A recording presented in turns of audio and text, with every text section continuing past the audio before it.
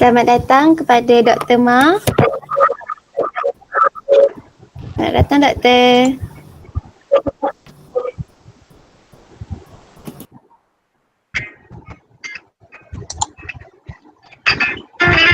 Assalamualaikum. Selamat pagi. Pagi, Doktor. Waalaikumsalam. Sorry, I lupa nak unmute. Nak cakap. Ya? Saya lupa nak unmute tadi.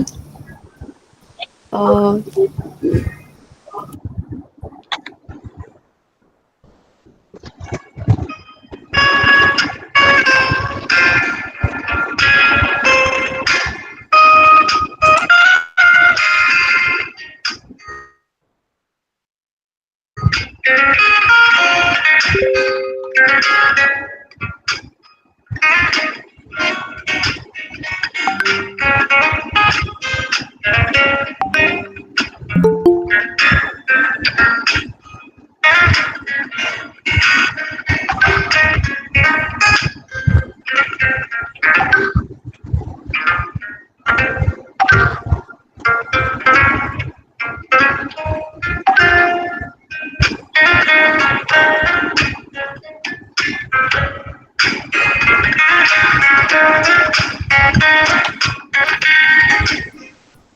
Selamat datang kepada Dr. Afiq.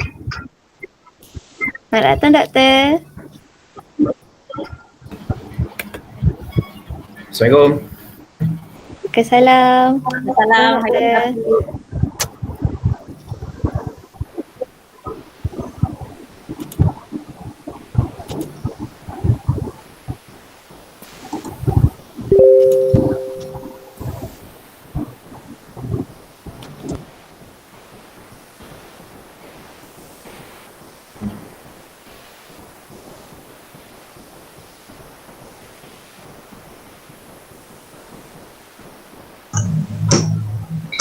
Okey, jadi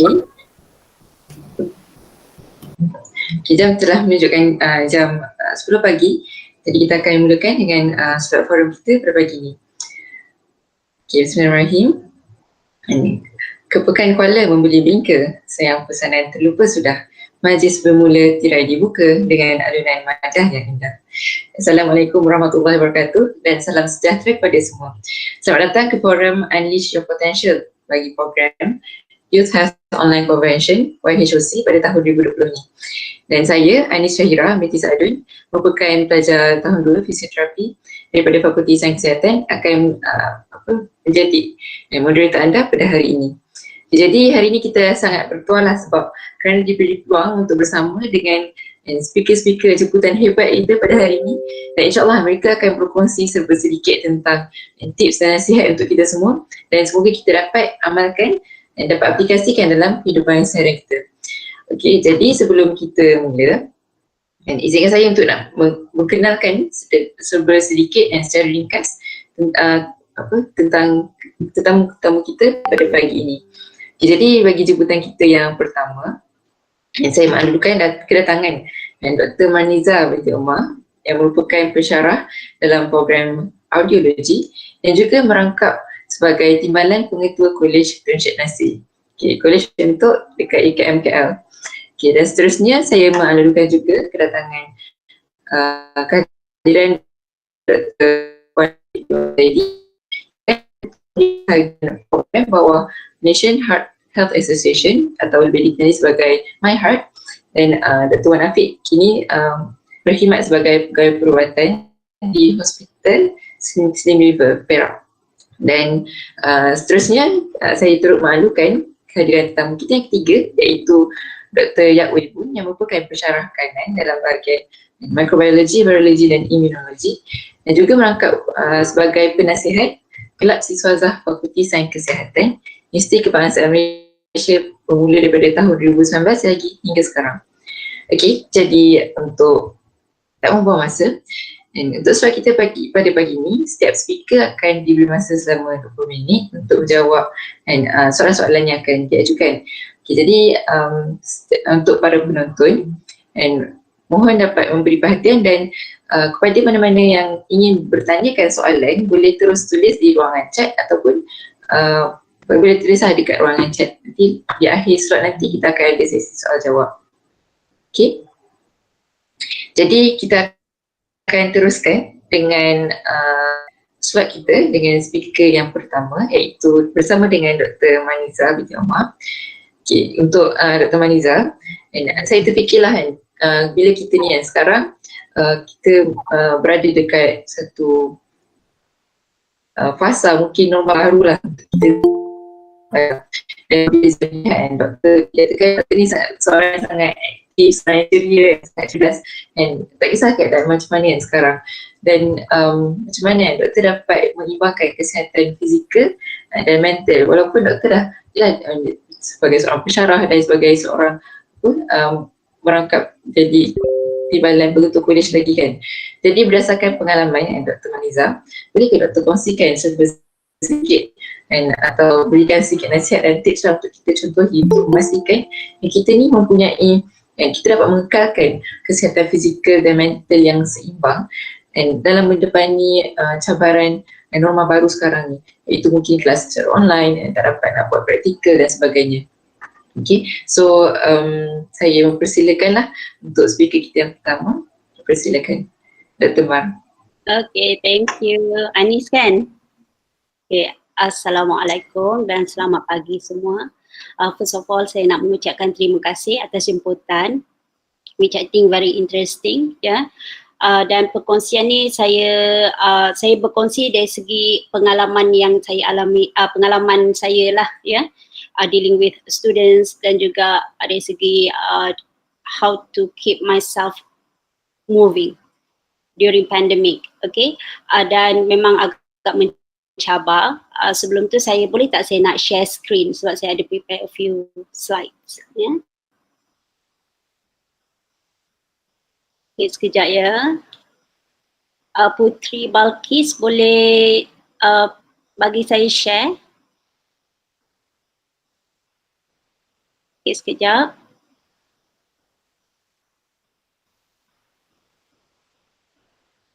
Can you see my screen now? Boleh nampak Dr. Nampak Okay, that's Dr. great. Okay, so semua sedia maklum kan? Sekarang ni kita tengah pandemik, jadi mungkin apa yang dalam gambar dalam kepala kita ni banyak yang flashback sekarang ni. So I would like to remind you again, how's our life before COVID. So yang ini adalah a few photos. Maksudnya kita ada very interesting and interactive on teaching and learning, ya. Dan kita ada aktiviti di luar bersama industri, ada aktiviti di college, ya. Ni sambutan 20 tahun, ada pesta ampau, ada leadership walk, ya. Ada annual dinner, ya ini program audio. Ada rangoli, ada party at KTSN. Okay, shh, don't tell anyone. Lepas tu, ya, more parties, sambut Hari Raya. Ini perhimpunan HEPA, kaki tangan ya, yang terlibat dalam pengurusan pelajar di UKM. Ini pendaftaran pelajar baru, betapa bezanya yang ini tahun lepas kita ada lawatan daripada pengurusan tertinggi. Ya, pelajar baru yang pakai baju putih tu, proud face, menunjukkan yang dia baru register. Yang ini aktiviti bersama MAP and fellow. Ini di Dekta, betapa ramainya, crowded dengan pelajar baru. Ini pelajar baru di KTSN. Yang ini kita ada pesta Tanglong. Banyak sangat aktiviti and full of life. And also dekat faculty are involved dalam interview dan juga kesukarelawan, okay, volunteer. Yang ini record music lagu KTSN, ya. Ini masa lawatan di Intim Studio untuk record lagu. Dan kita ada kerjasama dengan orang luar untuk aktiviti, dan ini yang diadakan di Dewan Tun Syed Nasir, pertandingan karate, I think this one. Yup, ini again, you know, it's so much fun and works related. Kita adakan exhibition dekat luar, dekat mall. This is about dangerous decibels. And kita ada aktiviti bersama pelajar again. So nampak tak yang ini sebelum COVID hit us, kita ada lautan di Yogyakarta. It's so nice. Dan ini lautan ilmu, kita pergi juga ke Universiti Negeri Yogyakarta. So my life is full of colors, and I believe that all of you also. I love travels, and in personal aspect, I'm not an athlete tapi saya agak aktif, okay. I love nature, and ni untuk pertama kali saya sambut. Saya nak merasa bagaimana sambutan tahun baru di KL. Sebelum ni tak pernah saya sambut. I don't like crowds, but last day I decided to join the crowd, and this is what, you know, dengan nampak satu vision yang 2020 will be wow, you know. Since I was little, I've been emphasized with wawasan 2020, so I'm always looking forward for this one. Tapi without me knowing at that time yang kita akan menghadapi satu cabaran yang sangat besar, okay. Dan secara personal saya agak aktif, saya suka outdoor, saya suka hiking, saya suka jungles, mountain, okay. This is one of my main activities lah sebenarnya. I really love mountains, and this is how to keep me going actually. Saya suka pergi konsert juga, tapi good concert. I love M. Nasir. You all boleh gelarkan I sebab suka M. Nasir. Okay, I love scenery, panoramic, semua ni Dan ini juga aktiviti hike bersama dengan Fakulti Pergigian ni I join. Yep, I love. This is the way how I release stress bila I overwhelmed with works. This is how I cope with my busy daily life. So I go outside, I see nature, I love bugs, I love animals, I love trees, you know, all the smells. And this is how I maksudnya keluarkan all the bad energy and replace it with a better energy to keep going in daily life. And then coronavirus. So memang kita dah dengar sebelum tu ada coronavirus, tapi kita tak rasa secara terus. Sebab negara kita masa tu belum ada kes yang banyak lagi Lepas tu mid-March kita start merasakan kesan coronavirus ni. So bagaimana dia menjejaskan kehidupan? We need to apply new norms. So to me masa tu I rasa macam new norms, okay fine, coronavirus, you know, it won't take long. Walaupun I rasa macam sebab kita dah maju sekarang kan, banyak juga negara maju lain yang sangat advance dari segi penemuan perubatan. So I'm quite hoping that this won't be maksudnya mengambil masa yang sangat lama untuk kita hidup dalam new norms. But in reality, after few weeks it hit, you know. Sebab memang I pun dah rasa macam oh no, kehidupan kena pakai mask, you know, dah lepas tu all these numbers daripada awal sampai sekarang, yang ini baru kes positif kita rendah, ini masa awal-awal dulu. And I keep looking at these numbers, it's so depressing. Start online meeting, online classes, sebab masa ni semester 2 tak habis lagi kan. And yep, lots of meetings. So can you see from these slides kan, everyone is quite struggling, try to put up good face. Bukannya sebab kita tak berminat, no, tapi the vibes is different. We are tired kan. Okay. And this is our year 1, yeah. Nice happy face. Dan juga ini adalah gambar masa penghantaran pelajar balik kampung, operasi besar-besaran dan UKM adalah tuan rumah untuk menguruskan urusan pelajar balik kampung. It's so tiring. We finish very late at 3-4 o'clock. Okay. Tapi saya taklah menunggu sampai 3-4 pagi sebab saya kena balik KL dan ini di Dekta. Dan dia punya gambaran tu, I rasa macam it's not relaxing at all, kan? Depressing. And ini adalah norma baru, cara sambutan Hari Raya, okay? Kena ada penjarakan sosial, so masa ni ada yang memang tak boleh balik. Dan kami di KTSM mengambil inisiatif lah untuk meraihkan siapa yang tak dapat balik. Dan ini adalah norma baru untuk menyambut pelajar-pelajar baru yang masa bulan, yalah September itu kan. Dan tengok persiapannya macam mana, begitu banyak kerja sebab kita tak boleh ikut template yang lepas. Jadi semuanya kena SOP baru. So it's quite tiring sebenarnya. So in general, how do I feel? For the first 3 weeks, I would say that I'm okay. Sebab macam I know that life must go, you know, I kena teruskan kehidupan and I still feel okay. But after 3 weeks, I start feel the impact, you know. I start feeling confused, annoyed, sad, scared, mixed feeling, you know. And finally, I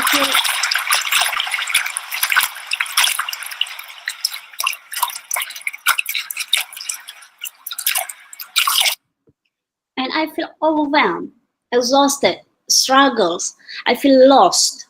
Okay, just because of during sebelum COVID bila I rasa stress, I ada cara. I boleh keluar, I pergi buat aktiviti yang I suka. I pergi, you know, I dapatkan fresh air. Tapi bila COVID kan masa tu kita PKP, we stuck at home. So I tak boleh nak gunakan mekanisme biasa untuk release my stress. So dia terkumpul sampailah satu tahap, I felt burn out. Okay. So I start thinking about why this happened, what and what if. Too many questions, okay, running in my head, and it's actually not helpful sebab dia menyebabkan kita rasa lagi anxious. I rasa lagi anxious dan I juga bercakap dengan kawan-kawan, dengan keluarga rapat, dan ada 2 persoalan yang I selalu tanya. Okay, apa yang saya perlu buat untuk bantu diri saya sendiri? Dan yang kedua, apa yang boleh saya buat untuk bantu yang lain? Sebab my responsibility is not only as a lecturer, I need to take care, I'm also a wife, a mother to 2 kids, okay, 2 children, tapi nasib baik anak-anak I dah besar. Dan juga I'm also having, you know, a mom, sort of a mom ataupun penjaga untuk berapa 1,450 orang pelajar di KTSN. Okay, tetapi during PKP tu reduce lah, the numbers to reduce. Tetapi itu adalah antara tanggungjawab I on top of tanggungjawab sebagai seorang pendidik, pensyarah. So at that time, apa yang I rasakan adalah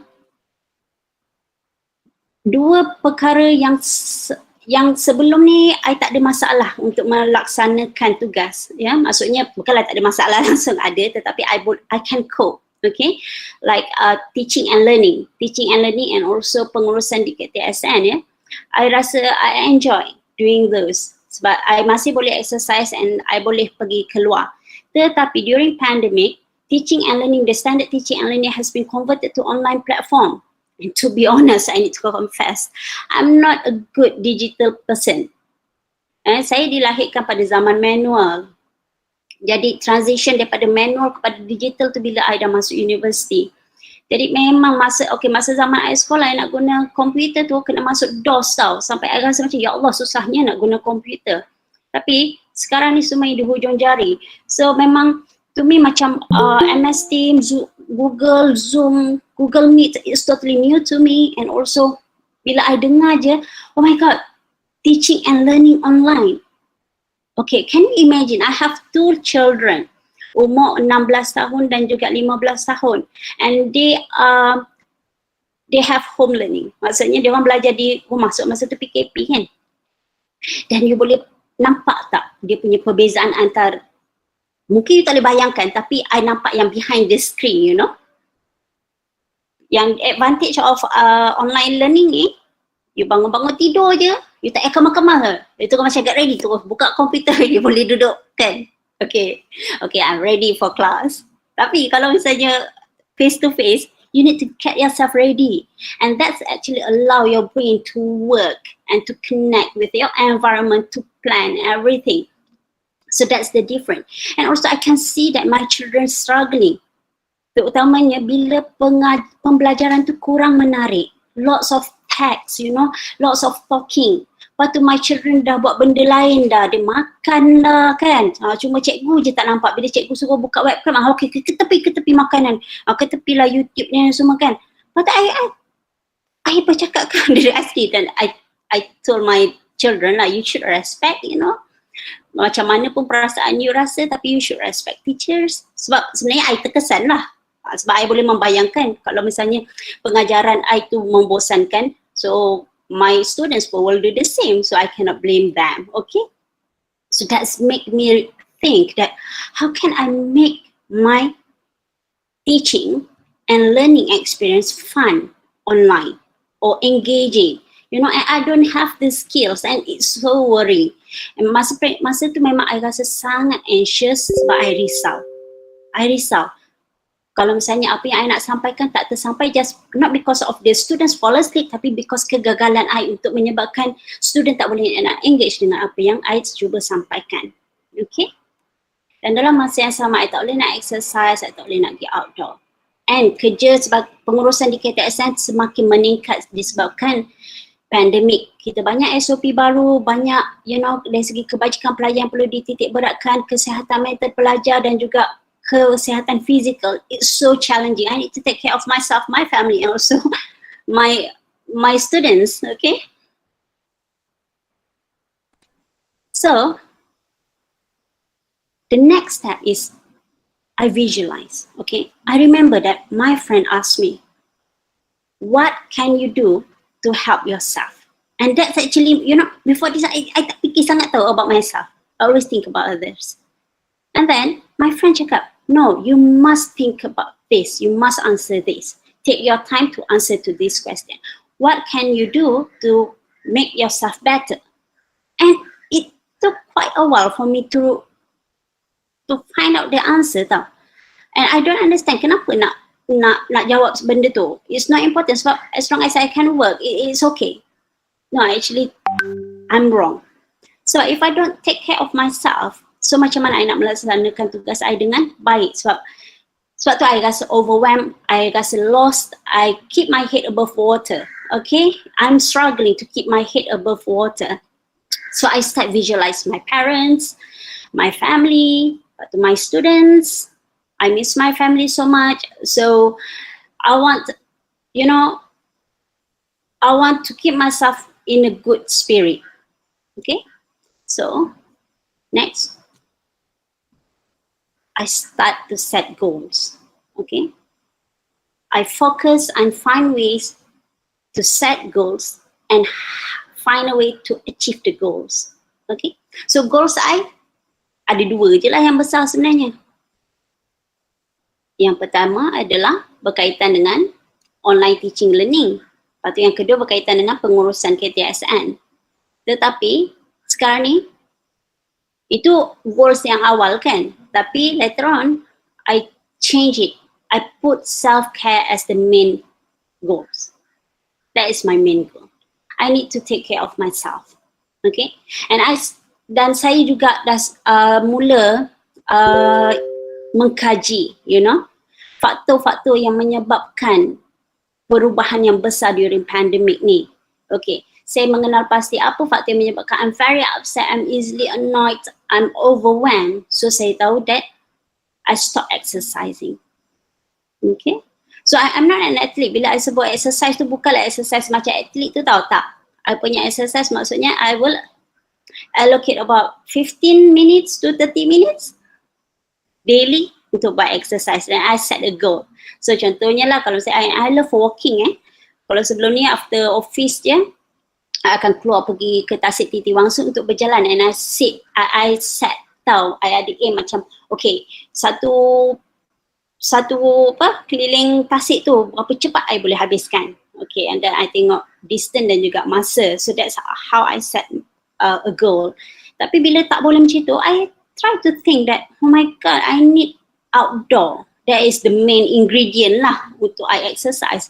Tapi I know during PKP ataupun during pandemic, I cannot go outdoor. So I need to replace it in indoor. So I push myself. Sebab masa tu I dah convert the goal to self-care. So bila self-care pada I perlukan, I kena buat. Tak kira lah, walaupun yang penting I kena exercise because I know that exercise will help me. It will produce good hormones. I'm not really good in this, tapi budak-budak yang lain mungkin tahu lah, you all tahu ada happy hormone, so you will feel better. Okay, so I put that as a priority. So I start exercising again. And then I want to create engaging online teaching and learning. So how I do this? I have zero, okay? I don't know how to create great presentation and everything. So I Google search information about all this, how to create digital content semua. Dan kebetulan alhamdulillah masa tu UKM ada share, kalau tak silap Fakulti Pendidikan ataupun mana pusat saya dah tak ingat. Tetapi Apple Teams, mereka mengadakan banyak sangat bengkel during pandemic untuk student, untuk teachers, dan I join bengkel tu. Dah bengkel tu free and it's still ongoing sebenarnya. So yang itulah I banyak belajar, dan within few months memang I sacrificekan dari segi masa. Maksudnya bayangkan siang I bekerja, lepas tu malam almost every night I ada bengkel daripada pukul 9 sampai pukul 10:30 malam, and then I continue with admin work sebab masa tu banyak sangat email yang I kena tengok dari segi KTSN, kesejahteraan pelajar di KTSN, dan juga bukan setakat email, dan kita kena plan macam mana pengurusan bersama dengan pengurusan tertinggi HEP. Dan juga I communicate dengan yang lain. So bila I set the goals, next I need to think about how I do it. Okay, so I know for self-care I need to do the exercise, and then for technology, I need to learn new skills. Masa ni lah nak belajar Zoom, I sangat malu nak bertanya, tapi lepas tu I kata sampai bila kan nak menyurut di belakang tabir. So I ask my students, I just admit je, I tak tahu ni, tolong ajar. I want to be your students. Okay, I'm good at other things, but this technology I'm not good at all.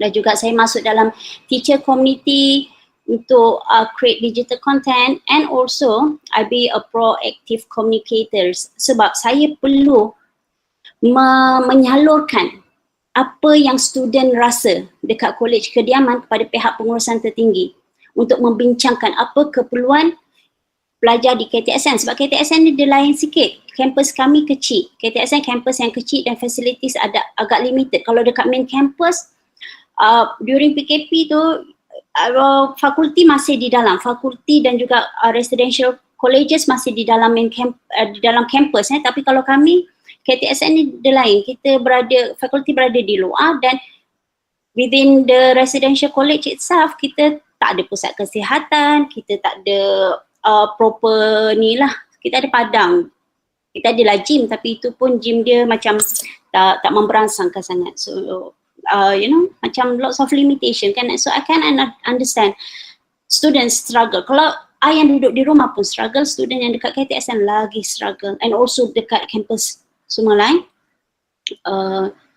So inilah yang I buat untuk membantu diri I untuk menjawab. So pada I, soalan how to keep things balance sebenarnya susah.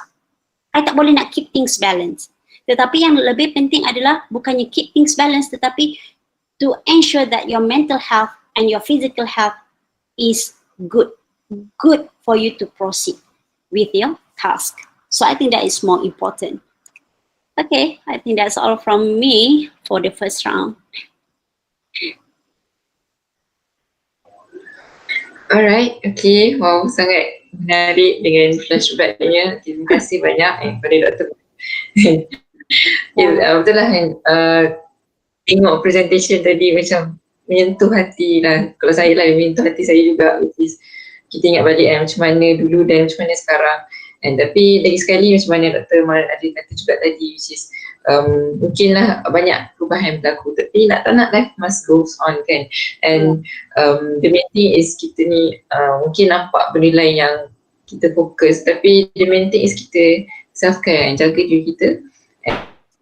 And macam mana kita nak adapt dengan this new norms kan.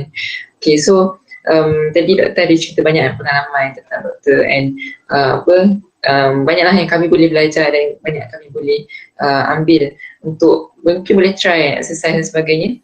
Tapi mungkin ada apa-apa lagi yang doktor nak tambah ataupun sedikit pesanan atau nasihat kepada peserta-peserta yang ada hari ini? Okay, nasihat saya adalah focus on what you can do.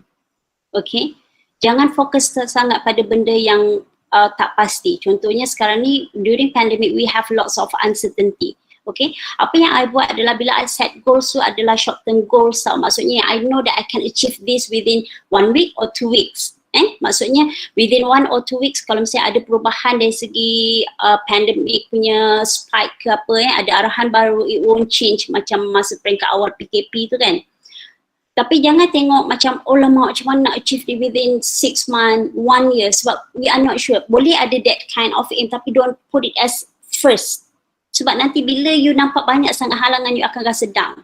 Even sampai sekarang pun, saya tahu bila you cakap how to keep things balanced, I think even sampai sekarang pun ada masa yang I rasa struggle, you know. Tetapi perasaan I sekarang tak seteruk masa peringkat awal, sebab now I know how to control it a little bit better. Okay, dan I juga dah dapat kenal pasti apa triggering factors dan juga macam mana nak overcome it. I won't say dan saya boleh mengatasi dengan maksudnya terus tak ada. Dia masih ada, tetapi maksudnya kepala I tu taklah terus hapus kat dalam air. I masih lagi boleh keep my head above water kan.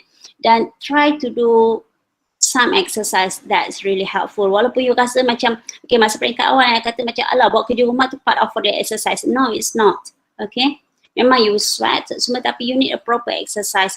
Try to put aim in your exercise kan. Contoh macam I buat simple je macam jumping jack. So I punya first aim tu sebab macam tak berapa fit kan. Okay, dapatlah berapa je, berapa puluh je. Lepas tu sampai di end tu I boleh 100 in one go. I rasa macam okay, I'm quite proud of myself. Padahal orang lain boleh buat lagi jauh kan. Lepas tu step ups, you know, semua yang kemudian yang I tak perlukan ada peralatan, I tak gunakan. I memang bila Google tu I cari home exercise without instruments. Dan masa dia yang I ambil dalam 10 to 15 minutes je. Sebab I tak boleh nak lama-lama. Tapi apa yang I punya mission adalah to put things into good habit. Okay? So sekarang ni bila apa yang you buat pun try to think about, okay, I want to make it persistent and also maksudnya dan juga as a habit. Yang itu akan membantu sebenarnya. Dan I know it's difficult, okay, we have a beautiful life before COVID, tapi it's okay, try to think in a better way. I won't say it's in a good way, tapi in a better way lah kan. InsyaAllah benda ni bukannya berkekalan, kita boleh menempuh lagi kehidupan post-COVID dengan lebih baik insyaAllah. Okay? And talk to someone. If you feel overwhelmed, talk to someone that you trust. That's what I did. It's good to listen from others. It's good to open your eyes, open your mind to different views. Okay, that's all from me. Okay, terima kasih banyak kepada Dr. Maniza. Ya, semoga semua dapat take note dan kita pun, yalah, masing-masing kita memang perlu constantly untuk improve, untuk adapt dan untuk nak tengok mana mungkin faktor-faktor yang trigger in kita. Alright, so saya pun sangat terinspirasi lah. Semoga semua dapat ilmu apa yang disampaikan daripada Dr. Maniza tadi. Alright, so kita akan beralih kepada speaker kita yang kedua. Ya, Dr. Mat. So, okay. Terima kasih, Doktor. Okay, dan saya nak ingatkan semula kepada para peserta yang ada dekat dalam Google Meet sekarang maupun dekat YouTube ke apa, boleh kalau nak bertanya soalan boleh terus letakkan di ruang chat. Okay, dan kita akan beralih kepada speaker kita yang kedua, iaitu Dr. Wan Afiq. Dan untuk Dr. Wan, sinonim dengan title Dr. Wan sebagai seorang graduan perubatan, dan ramai kat luar sana yang menganggap pelajar-pelajar medik ni selalu sibuk.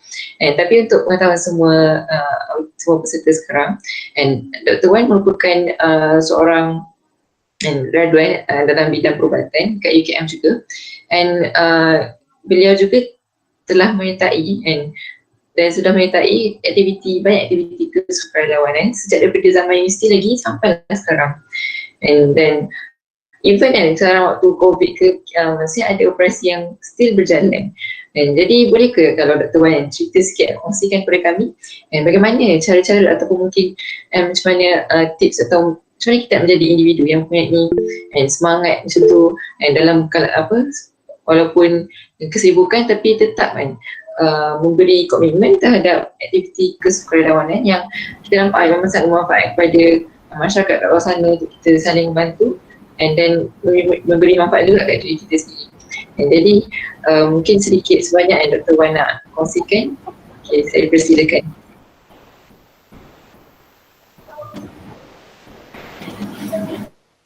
Pertamanya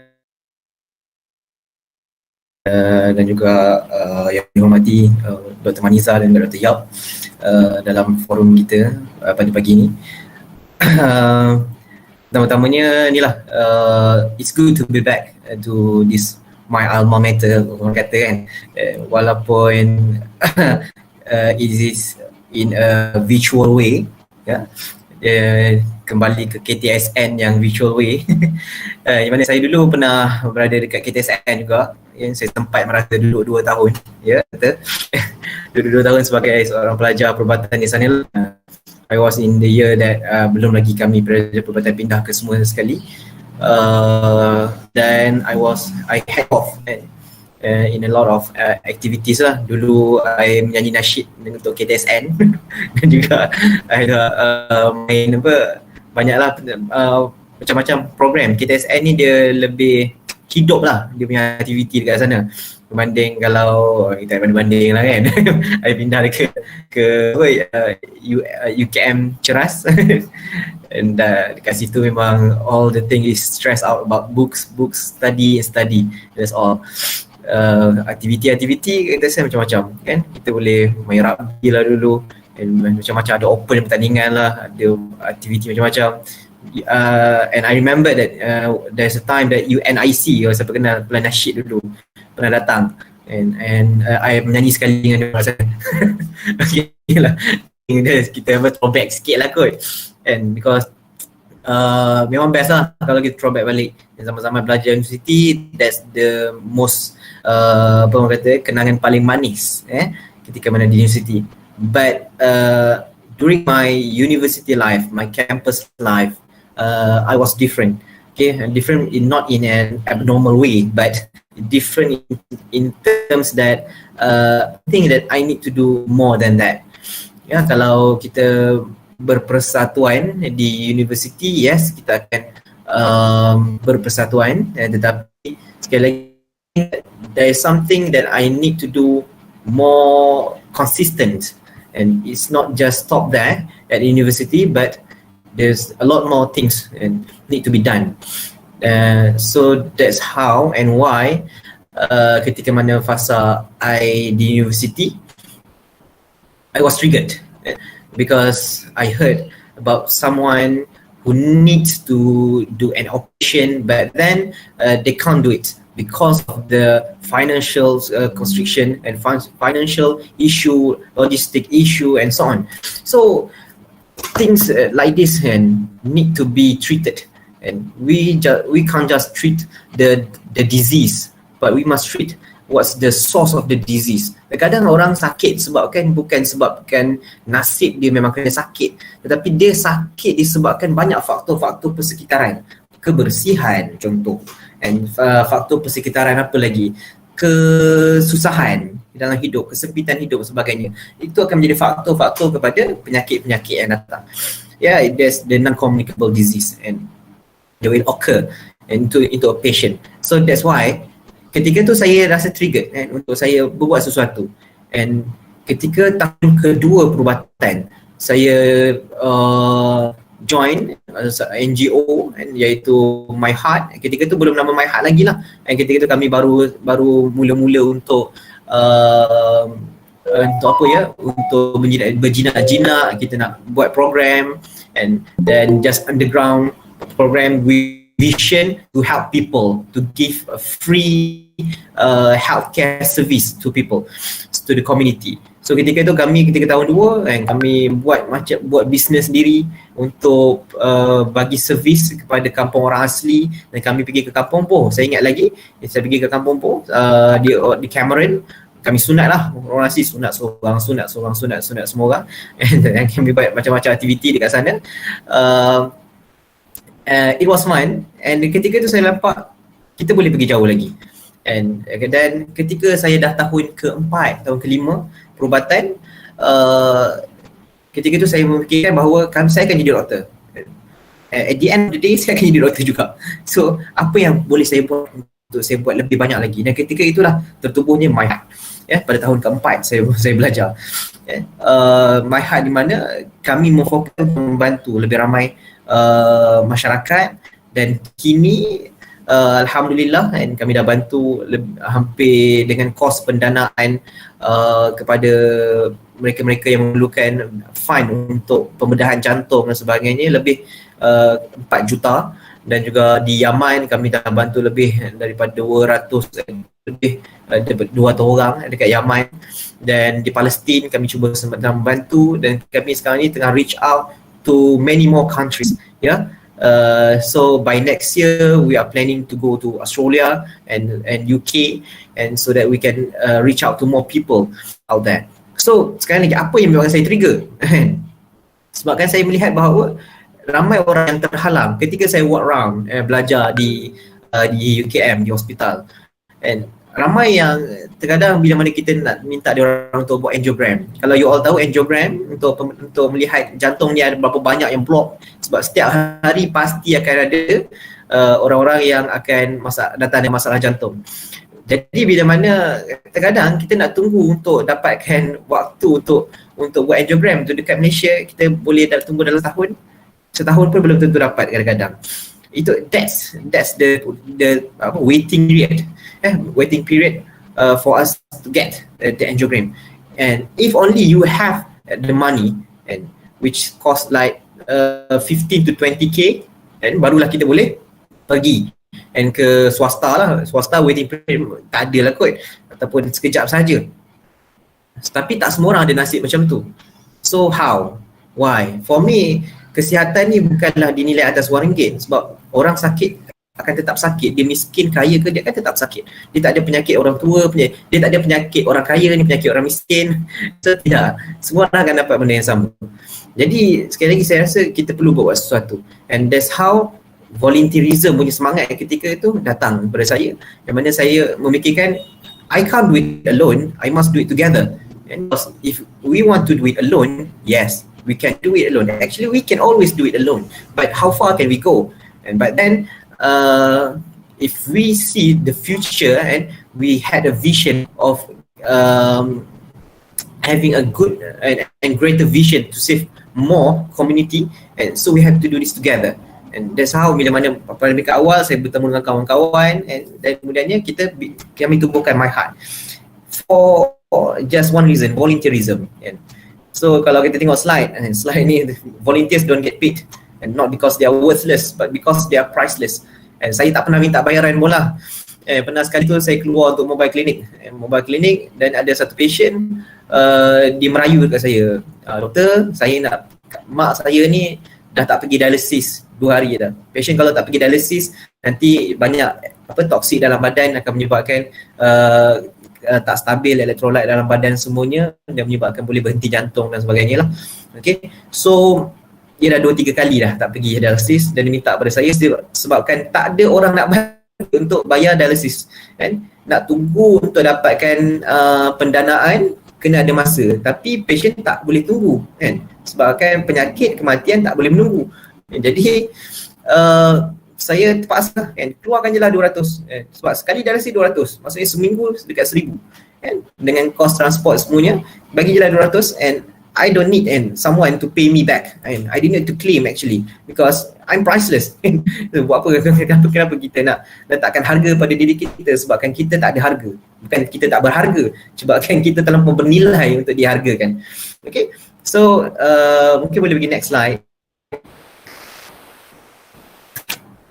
And as our prophet says khairun nas anfa'uhum linnas, mana sebaik-baik manusia adalah orang yang bermanfaat bagi manusia lainnya.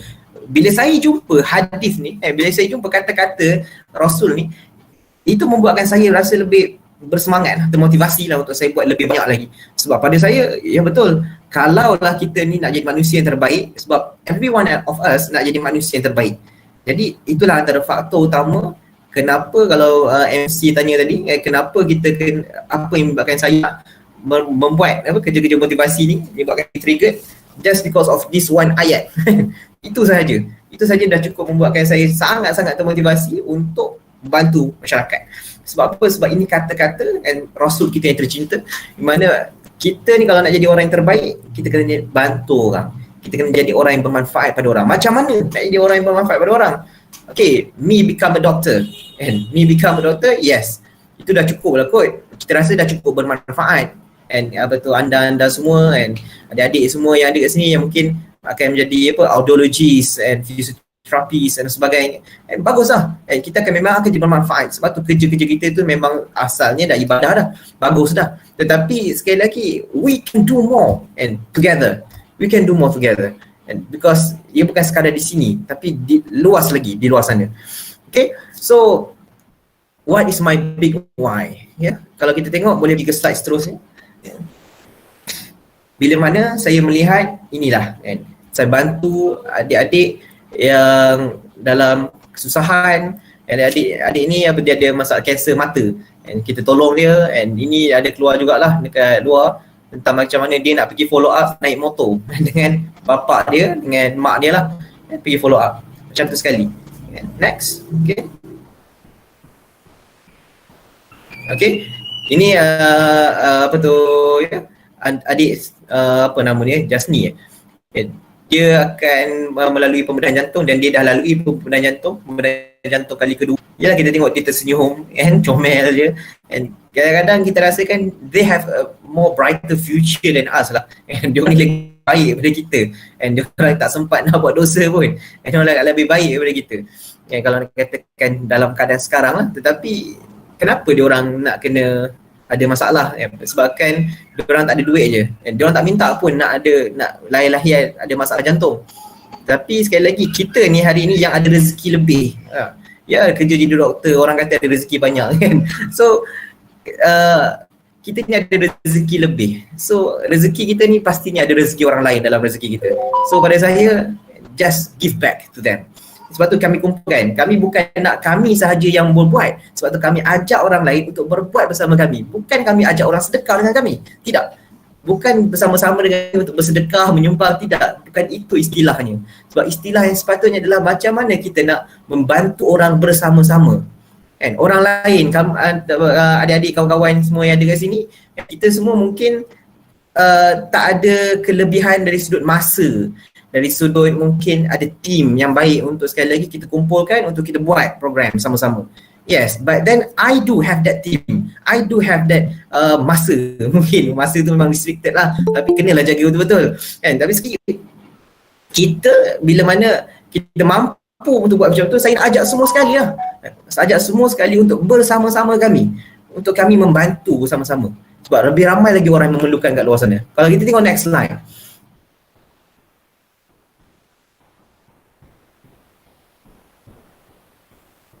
Ini sedih juga lah tengok kan. Mak bapak tengok anak baru besar ni, baru belajar, baru besar ni, dengan sekali lagi nak melihat diorang melalui satu pembedahan.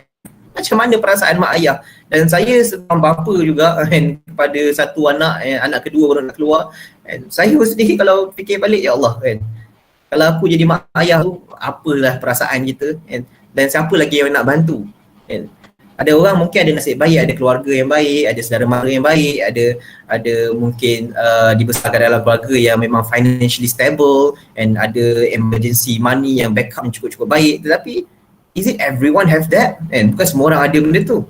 Jadi sekali lagi, kalau kita satukan kekuatan kita sekarang ni, masyarakat, kita satukan kekuatan kita masyarakat, I do think that we can do better. Kita ada berapa ramai orang dekat Malaysia ni, and ini satu benda lah, bila mana saya dah kembangkan saya punya potensi bersama dengan rakan-rakan dalam bidang volunteerism ni. Kami membincangkan bagaimana dekat Malaysia ni, kalau ada 38 juta orang dekat Malaysia, paling minimum Anis Syahira bagi RM1 and minimum siapa lagi, Nurizati bagi RM1, Firdaus bagi RM1 je. RM1 tu macam kalau kita jatuh keluar kat poket kita macam tak, and macam tertinggal RM1, tak apalah, biar kucing tu nak ambil tak apa.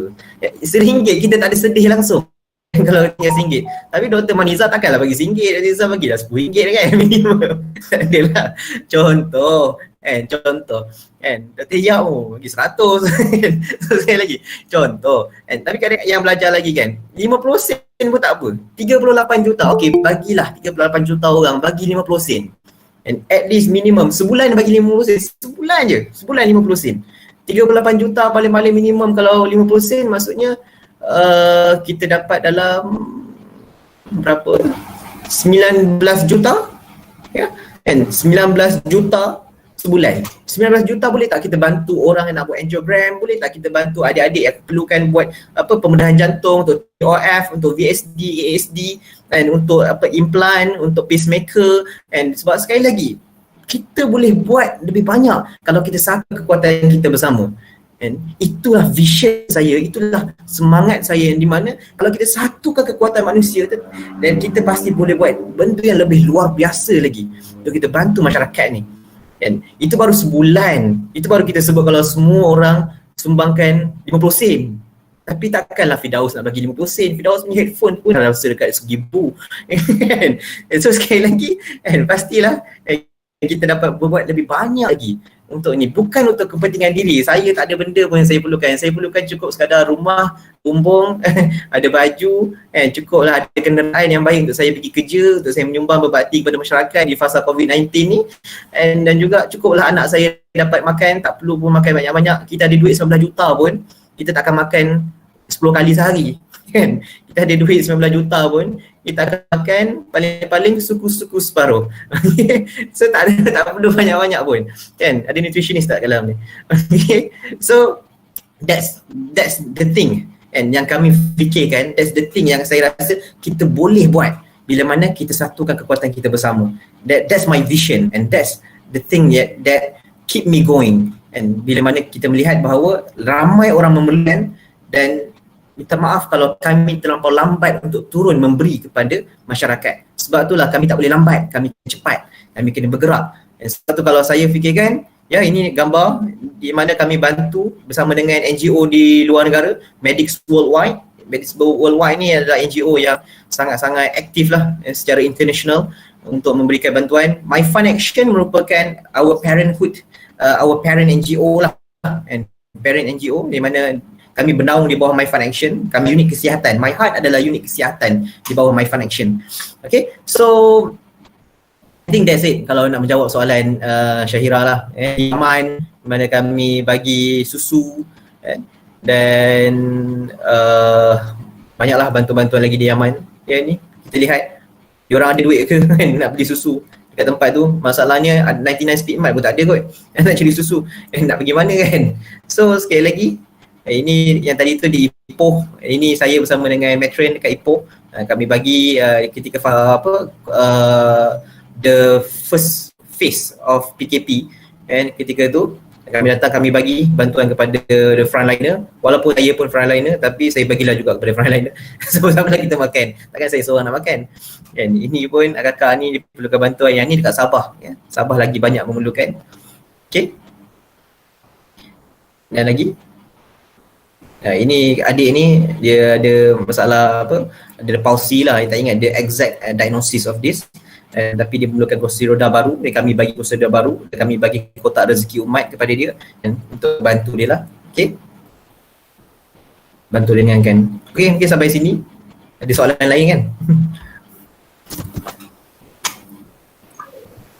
Okay, baik. Terima kasih banyak kepada Dr. Wan Afiq atas kongsian macam mana vision sebenarnya kita kena ada, macam mana menaikkan semangat itu sendiri, dan kita nampak betapa besar impak yang sebenarnya boleh diberikan kepada masyarakat kat luar sana dengan volunteering.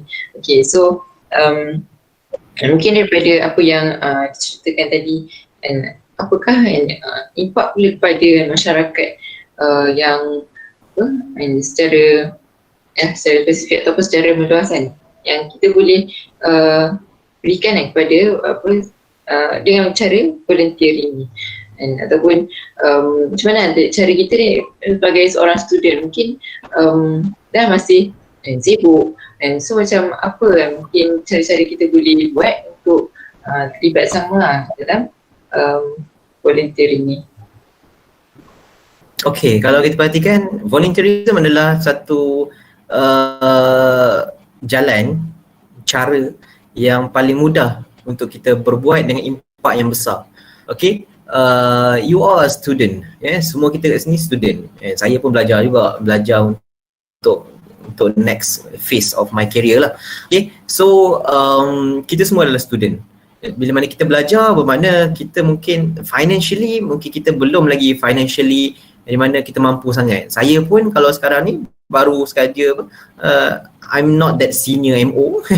Sekali lagi saya mungkin tak adalah banyak sangat harta nak bagi ke apa, tetapi kalau kita bersama-sama berkumpul, kita sama-sama mencurahkan potensi bersama, maka kita boleh buat lebih banyak. And audiologist, and you all have that knowledge, and kita korang ada ilmu-ilmu yang di mana boleh bantu banyak benda dari segi bidang audiologist, nutritionist, fisioterapis, lagi luar biasa.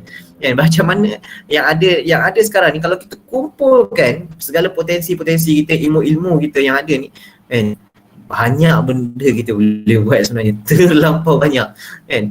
Sebab tu sekali lagi saya nak bagi tahu kat sini aktiviti saya, mungkin boleh pada slide seterusnya. Aktiviti antara benda yang kami nak buat yang boleh menyebabkan banyak impak kepada masyarakat. Antara benda adalah charity outreach yang kami buat, ialah ini kerjasama kami dengan Clinicals. Okay, untuk pembedahan jantung. Ini baru satu pembedahan lah kita bagi dalam tabung Care for You yang kami buat, 58,000 kami bantu untuk satu patient tu. Okay, dan juga ni pesakit kanser, kami bagikan hygiene kit kepada diorang, dan ini adalah next mungkin, sebab Anis tadi tanya tentang impak. Banyak benda kita boleh buat sebenarnya, impak. And saya melihat bahawa sebab permasalahan itu ada. Kenapa kita bila mana kita nak nampakkan impak, kita kena nampak apa itu masalah, tetapi kita jangan terlampau fokus pada masalah. Ya, seperti tadilah kata Dr. Mar tadi, bahawa masalah itu ada. Masalah tentang PKP, masalah tentang orang stres tentang PKP, tetapi kita bukanlah nak selama-lamanya stres dengan PKP, kan? Kita yang harus mengawal, bukannya PKP mengawal kita mengawal suasana. Jadi sebab itulah adanya scare, sebab tu kita kena jaga diri kita tak boleh stress out dan sebagainya. Sekarang ni masalah masyarakat apa dia di fasa PKP? Ramai orang tak boleh keluar untuk pergi ke appointment. ramai orang yang stuck, defaulted from appointment, and then ramai orang yang dekat rumah kan mati terkejut macam tu je lah kan, darah tinggi tak terkawal, dan akhirnya pendarahan otak, stroke berdarah dekat rumah seorang-seorang mati macam tu. Ramai sekarang ni. Sebab tu lah bila kita melihat permasalahan tu kan, ramai orang yang tak ada duit nak pergi follow up, terkadang nak kena tempah ambulans, ada nak pergi follow up, terkadang kena bayar taksi, nak pergi hanya sekadar nak cuci luka kena naik ambulans tu bayar bukan murah adik. Ambulans minimum dalam 500, 300 tu minimum lah, itu terlampau murah kan. Biasanya dalam berapa ya, 700 mungkin. Sekali lagi, bukan murah benda-benda ni, tetapi berapa ramai orang mampu. Kalau kaya mampulah, tapi adakah populasi kat dunia ni mampu semua? Sekali lagi 50% semua orang mampu okay. Tapi bagaimana kami memikirkan masalahnya adalah orang tak mampu untuk pergi follow up dan sebagainya.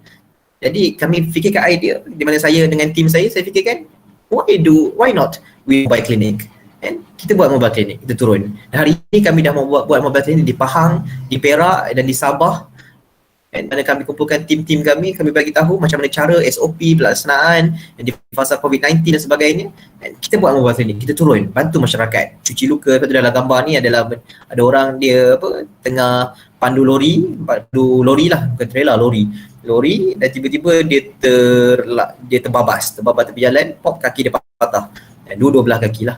Okay, so inilah antara benda lah yang boleh berlaku dalam mobile clinic, yang impak kami cuba bagi kepada masyarakat, yang di mana kami fokus pada golongan B40, di mana diorang ni memang sangat-sangat memerlukan.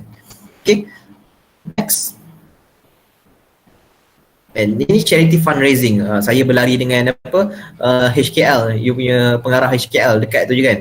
Siapa yang buat intern ke buat praktikal dekat HKL, ni pengarah dia. Yang pakai spek mati hitam tu. Okay, yang tengah berlari kat tengah-tengah tu dengan Uncle Kentang, di mana dia buat larian virtual run untuk bantu pesakit jantung. Ya, saya waktu ni baru je habis on call, tak silap saya. Saya baru habis on call. Saya balik nak pergi jumpa terus. Inilah saya bekerja dekat Slim River. Ketika ni saya masih di Banjong. Saya naik live shoot terus nak jumpa dia orang untuk buat satu benda. Untuk buat charity inilah, program-program charity. Dan sama juga lah kalau you nampak gambar bersama dengan pengarah clinicals yang macam dalam dewan ni, yang itu adalah ketika mana saya bersama dengan pengarah clinicals, kami nak bagi bantuan untuk pangan dana jantung, dana pemberian jantung. Ketika tu pun saya post call juga. Sekali lagi kita memang kena ada sacrifice. Kalau kita tak boleh nak sacrifice, maka apa yang boleh kita harapkan, impact yang boleh kita bagi. Sebab sesuatu passion itu harus lahir daripada pengorbanan. Kalau tak ada pengorbanan, kita tak boleh nak buat apa-apa. Orang kalau nak belajar, kita kena korbankan masa main, betul tak? Dan jadi sekali lagi, kita nak buat lebih lagi pada tu, kita kena korbankan lebih banyak lagi perkara. So next. And this is youth development. Okay, other than that, and sebab saya pada tu, saya tak ada minta bayaran pula untuk kami buat program BLS, kami buat basic life support program, kami develop our team, our students, and yang ada kat dalam ni kalau korang tengok ada student yang dalam gambar yang tengah tu adalah student RCMP. Ada mix fakultis lah, ada fakulti sains kesihatan, ada fakulti perubatan, gambar atas tu daripada UPM, and macam-macam fakulti ke juga kat situ. And gambar ke tepi tu adalah that's my brother and the World Stroke Leader program yang baru keluar dulu, yang merupakan neurologist, di mana kami panggil ke pakar-pakar untuk juga turut sama volunteerism. He's not part of the team. He's not part of Myheart. But I want everyone to be part of the project. And maksudnya bukannya kita ni nak borot amal kita ni seorang-seorang. Sebab tu kita kena ajak lebih ramai lagi untuk beramal bersama-sama. Lepas tu saya panggil pakar-pakar untuk menyumbangkan macam mana nak bawa adik-adik ni untuk jadi orang-orang yang ada kepakaran juga. Macam mana kita nak develop orang, bukannya sekadar jadi orang-orang yang biasa-biasa tetapi luar biasa dengan potensi yang dia ada. Okay, that's youth development that I do. Okay, next. And this is kembara Myheart. Kami turun banyak tempat, and dia ada di Ipoh, di pusat gelandangan, ada di ni gua Tempurung kot, tak silap. Tak ingat kat gua mana entah. Kami bagi presentation kami lah untuk kami bantu dengan sunat-sunat orang sebagainya. Okay, next.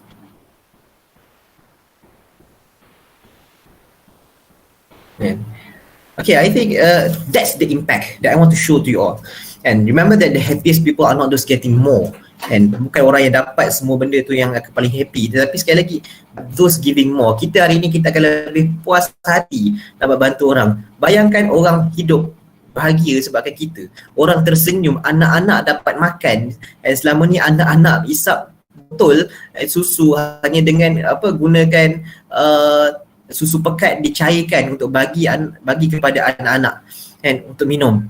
Tetapi hari ini kita datang bagi susu yang betul-betul boleh anak-anak diorang makan. Bagaimana susu anak kita minum, dan orang lain punya anak pun rasa benda yang sama. Kenapa diorang tak rasa benda yang sama? Adakah nasib diorang, dosa diorang terlalu banyak ke sampai diorang ni tak dapat kebahagiaan yang sama? Sekali lagi, kita ni kena sama-sama membantu. That's why, that's the thing yang keep me driven and untuk bantu lebih ramai lagi orang. And then inilah impact yang sebenarnya kami harapkan untuk berbuat lebih banyak lagi. Dan saya amat terkilan sekiranya disebabkan mungkin kesibukan saya yang terlalu banyak di hospital, kesibukan saya, kawan-kawan saya mungkin tak sempat untuk berbuat lebih banyak lagi, di mana ramai orang lebih susah dan terus susah di fasa PKP. Fasa PKP ni semua orang tercabar dan semua orang sangat-sangat susah.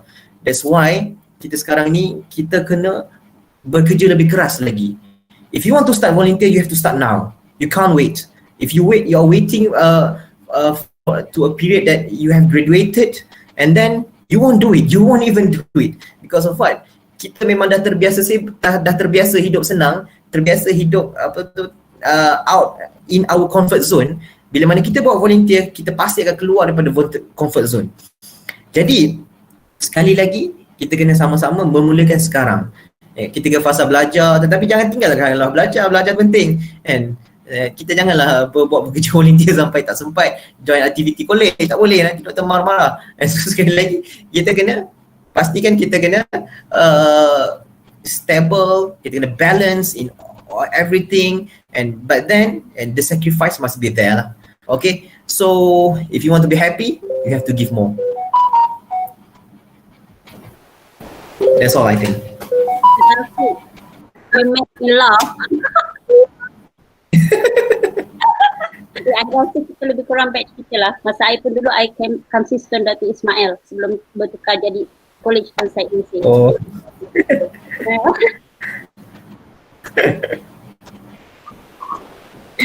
Okay, alright. Okay, so terima kasih banyak kepada Dr. Nafi atas kongsian macam mana pengalaman dan macam mana betapa banyak benda yang kita boleh bagi sebenarnya, and apa yang kita perlukan, mungkin sedikit sacrifice yang untuk kita memberi impak yang besar tadi tu kepada masyarakat kat luar sana. Dan insyaAllah semoga kita dapat terlibat samalah dalam bantu orang-orang kat luar sana. Mungkin kita ada merasai mungkin nikmat yang ada kat kita, tapi mungkin orang lain tak sama macam kita. Jadi apakah peranan kita yang berada dekat tempat yang sama, kan? Sama-sama kita manusia dekat negara yang sama, so banyak lagi lah kita boleh capai kat sini. Alright, so saya akan bergerak pula kepada speaker kita yang ketiga, iaitu bersama dengan Dr. Yhoc. And okay, sedikit tentang Dr. Yhoc ni yang sebenarnya kita nak menjadi orang yang hebat seperti Dr. Yhoc sekarang kan. Mungkin banyak sebelum kita menjadi orang yang hebat tu mesti of course ada banyak cabaran, banyak dugaan suka dan duka, and of course memang tak senang.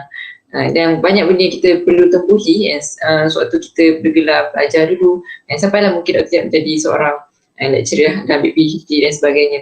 Jadi boleh ke Dr. Yhoc cerita sikit, kongsikan sedikit tentang macam mana kalau kita ni kadang performance kita ni naik turun, kadang kita ni belajar bila ada mood, kalau tak ada mood hilang semangat dan sebagainya.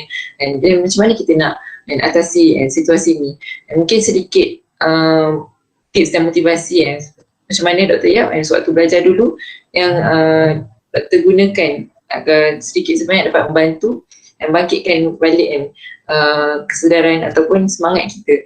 Mungkin Dr. nak kongsikan kepada kita terutama Okay, so again, good morning and salam sejahtera kepada semua. So saya share slide saya kejap saya share bukan slide tapi I prepare that dalam bentuk words. Kejap. Okay. Nampak ke? Okay, right. So again, salam sejahtera kepada semua.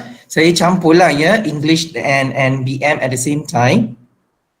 So mungkin saya boleh mulakan sikit lah dengan sejarah saya sebagai seorang pelajar universiti. Saya bukan breed UKM entirely daripada undergraduate sampai PhD. Saya adalah pelajar UPM masa first degree. Lepas tu I was offered a fast track PhD daripada universiti dengan scholarship pada masa tersebut. And then terus daripada first degree tu I buat PhD teruslah. So masa yang banyak mengubah saya sewaktu dari segi study style, dari segi cara adaptasi kepada cara pembelajaran di universiti tu banyak berlaku di waktu first degree. So apa yang berlaku adalah saya dan kawan-kawan saya lah berada di satu era di mana tempoh pembelajaran di universiti dipendekkan daripada 4 tahun ke 3 tahun. So bayangkan dengan kredit yang banyak and then tempoh pembelajaran you dipendekkan daripada 4 tahun to 3 years. And then credit hour tu tak kurang tau, like apa yang you all ambil sekarang kita pun ambil waktu tu. So waktu tu kita banyaklah kelas waktu malam, kelas in the weekend ataupun exam sebab ada banyak kelas di weekday. So weekend je lah kita ada masa untuk buat quizzes, buat exam, lepas tu test. Lepas tu waktu tu UPM syarat dia adalah dia mesti kena ada 2 test and then 1 final exam.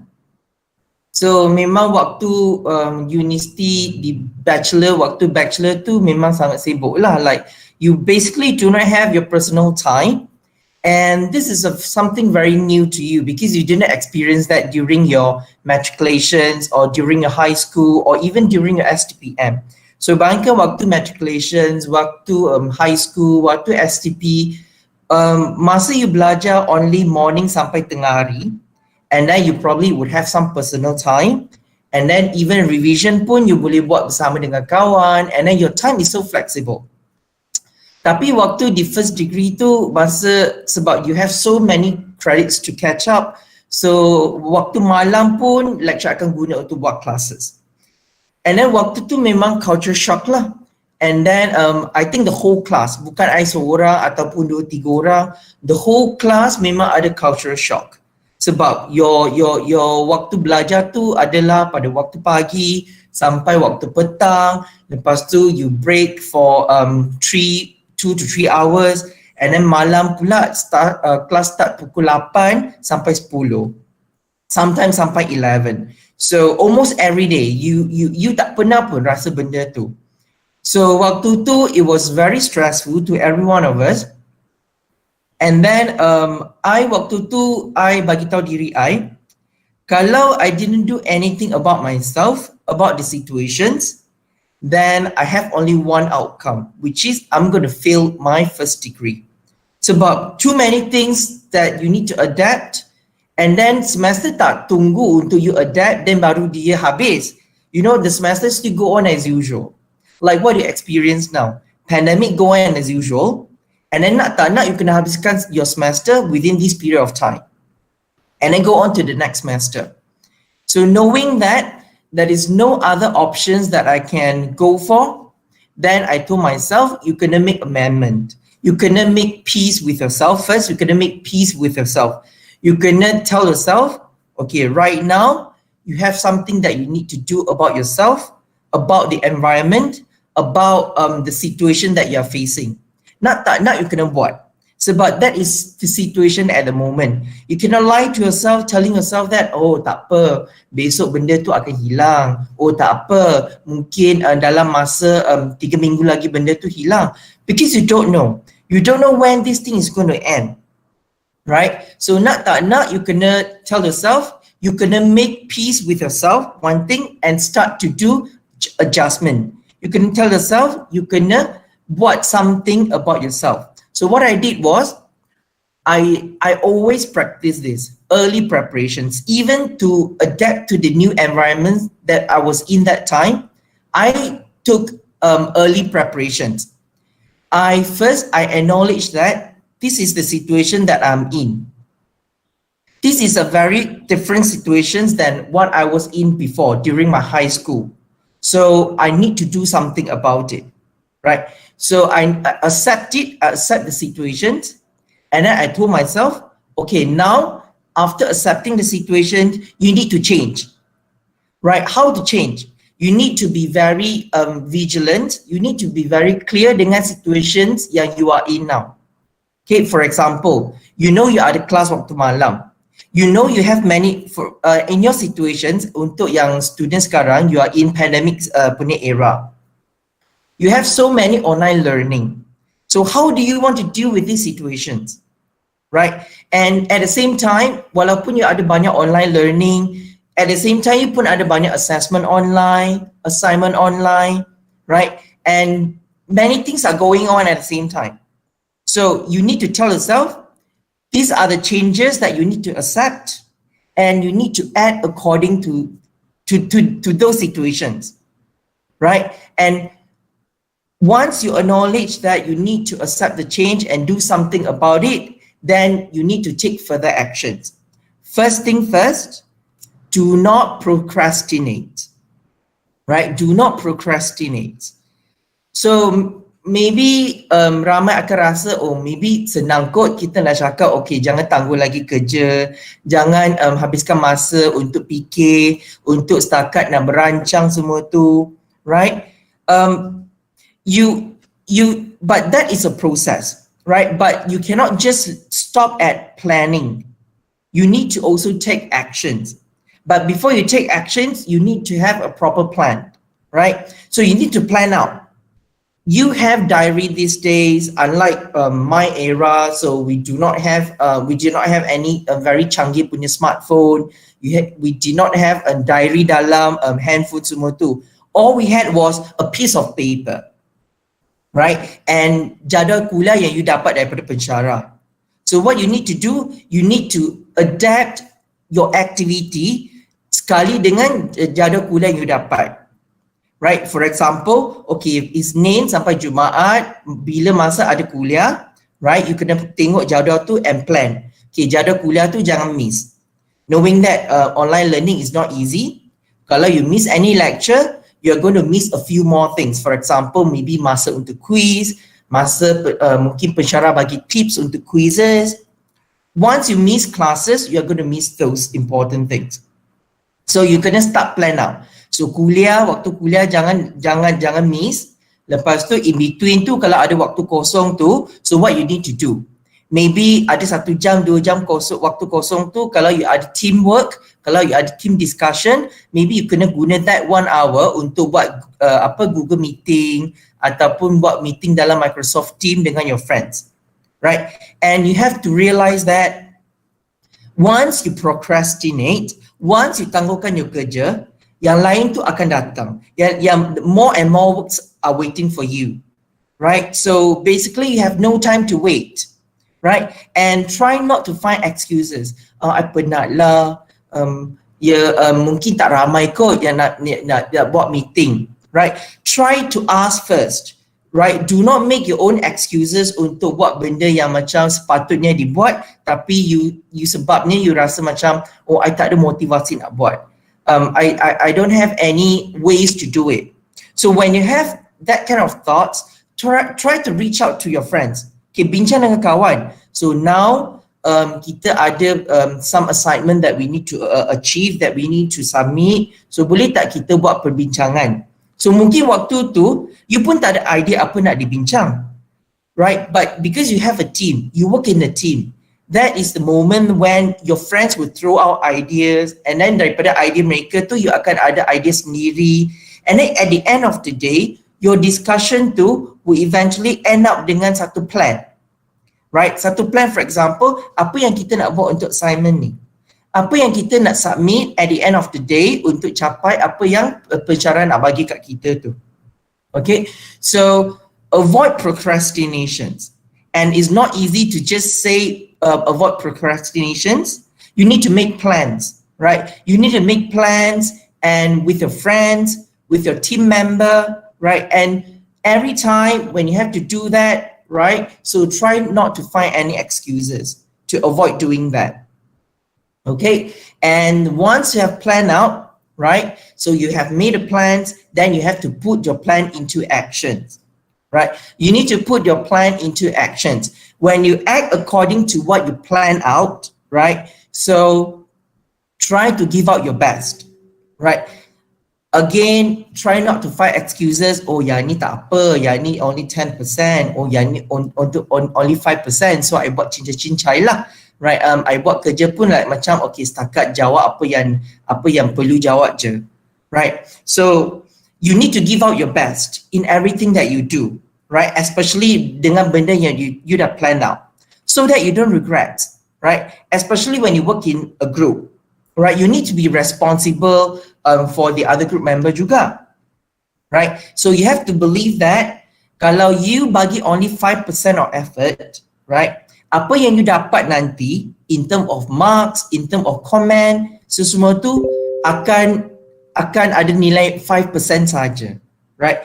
There wouldn't be any free lunch under the sun. You bagi 5% punya effort, terus you nak dapat 100% punya markah, 100% punya comments, kata your work is excellent.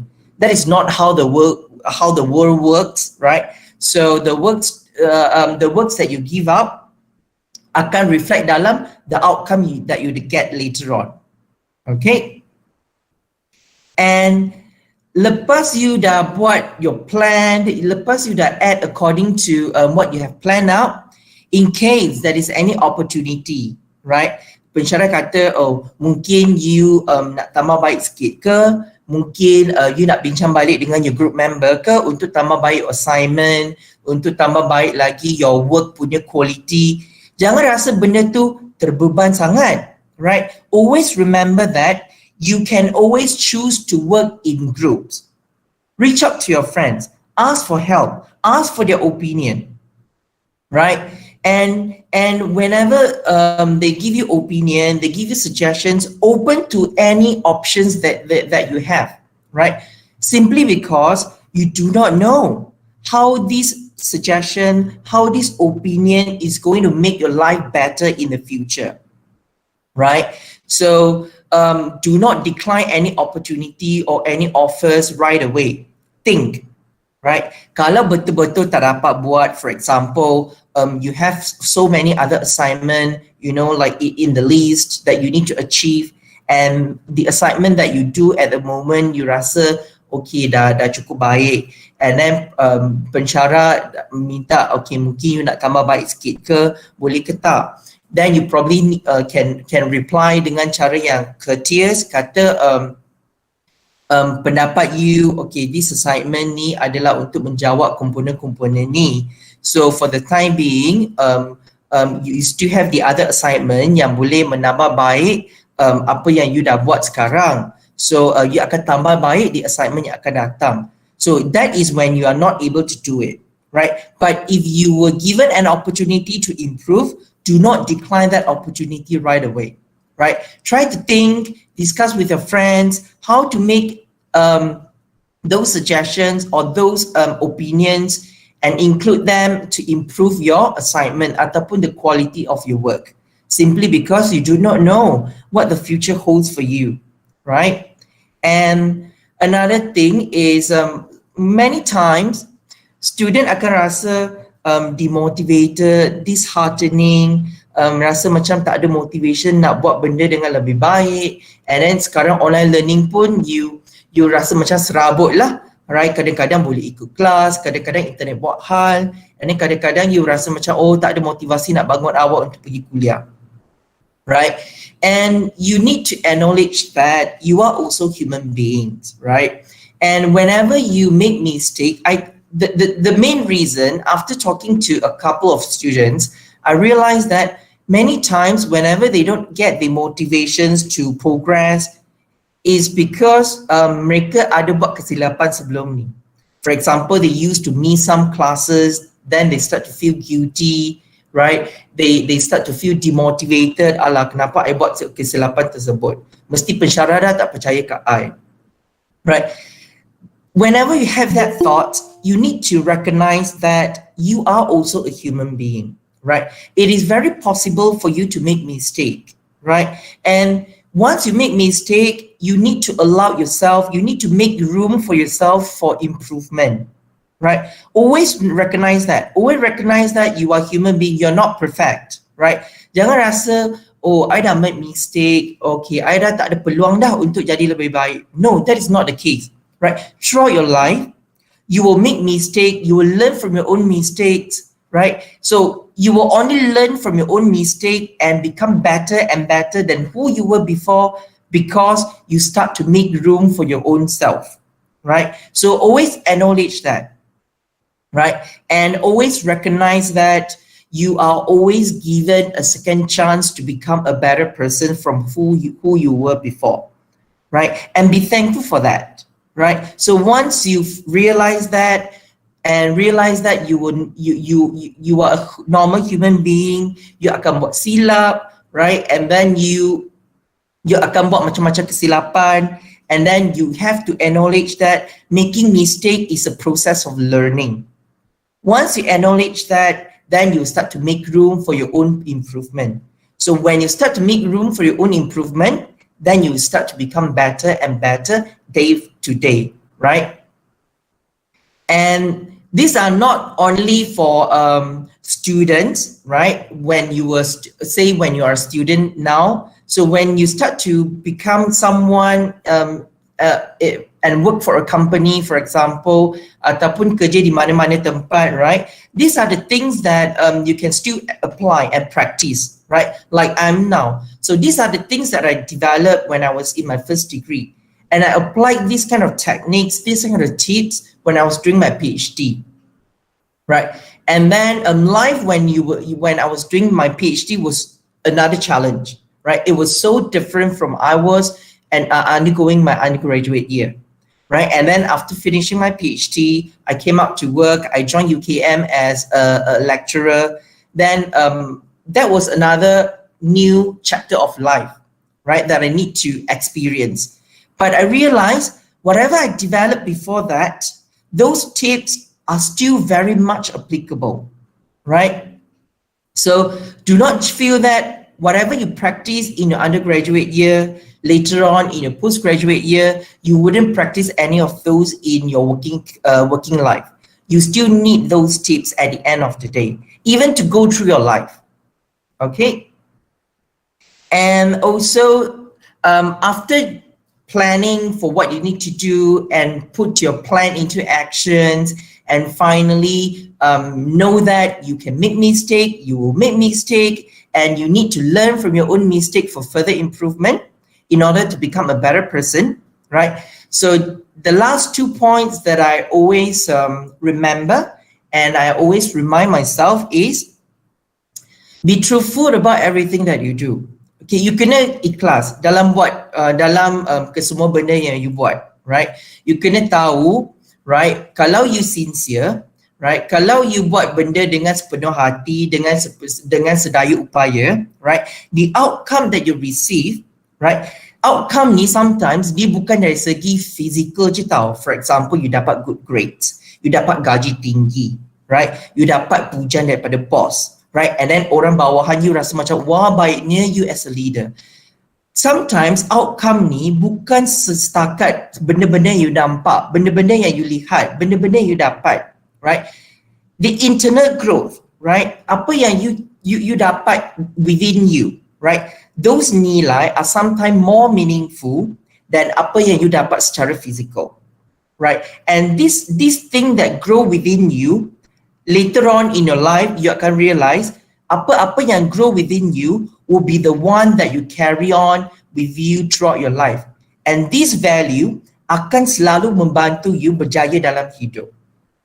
Right? Always remember the ikhlas. Masa you buat kerja tu, you kena ikhlas. Even when you complete your assignment, you kena ikhlas. Right? When you work with your team member, you kena ikhlas. Jangan rasa macam, oh, ini 10 orang dalam satu group, so I bagi 5% cukup lah, biarlah group lain, biarlah group member lain yang buat 95%, right? So at the end of the day, you akan realize your friend learns more than you. And benda tu you mungkin tak nampak waktu waktu you buat assignment ataupun waktu you habiskan your assignment. You only realize that after your friends dah habiskan satu semester tu, you nampak, wow, they know so much things compared to me. And then you see them progress to second semester, wow, they can handle those subject yang lagi susah dengan lebih baik. Kenapa? Sebab mereka dah belajar lebih banyak daripada you melalui assignment di semester yang awal, right? And kenapa mereka belajar lebih? Sebab mereka ikhlas dalam menyiapkan assignment yang mereka dapat.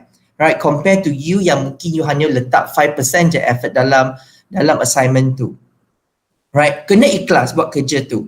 And then most of the time, like I told you, the intrinsic value is the one that will carry will represent you, right? Not only in your career, but in your daily life.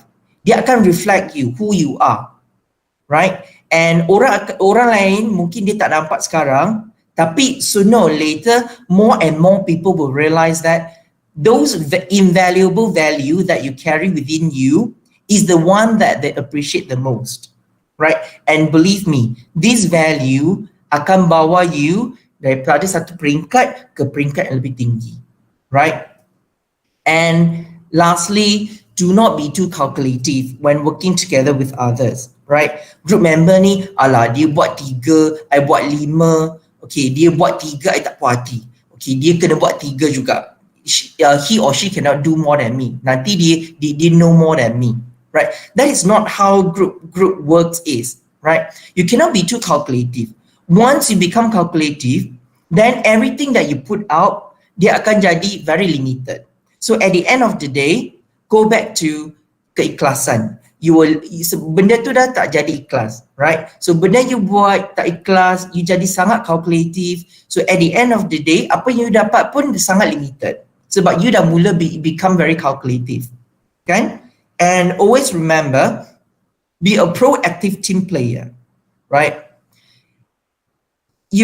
Mungkin ramai yang rasa, oh, adalah kawan saya yang sesuai jadi team leader, dia sangat pandai dalam membawa tim kita, menonjolkan kelebihan tim kita. Tapi you don't forget, every one of us, right, you yourself is actually a leader. But you just do not know how to polish, how to brush out that potential in you, right? I can tell you what, a good team leader doesn't just become a good leader by itself without going through any processes, right? A good team leader normally start as a proactive team leader in the beginning. Mereka ambil tindakan cepat, mereka ambil inisiatif yang sangat tinggi, right, dalam menyiapkan tugasan yang diberikan kepada kumpulan. Right? And then mereka tak tunggu sampai group leader tu panggil, okay, bila kita nak meeting. No, they get their work ready. So when the team meet up, so they have something to present. They have something to tell their friends. They have something to bring the whole team to look so excellent, to look so progressive, right? That is what a proactive team player will do, right? And at the end of the day, if you are able to become a team leader, trust me, sampai satu masa nanti, you will become a good leader, right? Because throughout the process, you are groomed to become a good, will eventually bring you to a higher level in your career, in your life, and even now in your study, right? So try to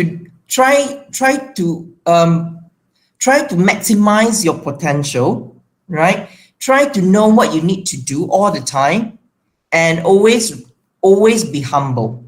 Okay, know that you are just a human being, right? Allow yourself to make mistakes, right? Because making mistake is a process that you will become a better person from day to day, and then from one events to another event, you will see how much you have grown into a very mature adult, right?